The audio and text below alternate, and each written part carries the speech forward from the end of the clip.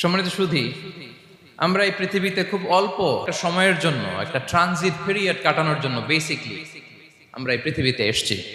আমরা কি চিরকাল এই পৃথিবীতে থাকবো বলেন তো? না, একটা ট্রানজিট পিরিয়ডে আমরা এসেছি, আবার চলে যেতে হবে।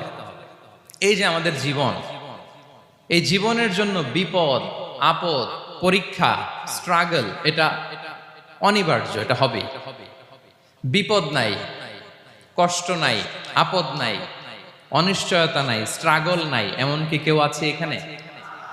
কেউ কি হাত তুলে বলতে পারবেন যে হুজুর আমার জীবনে কোনো বিপদ নাই, অথবা আমার জীবনে কোনো দুঃখ নাই, কষ্ট নাই, কোনো স্ট্রাগল নাই, কোনো রিস্ক নাই? এরকম সৌভাগ্যবান কেউ আছেন এখানে? তাহলে জীবনের জন্য পরীক্ষা, এটা অনস্বীকার্য, হবেই হবে পরীক্ষা।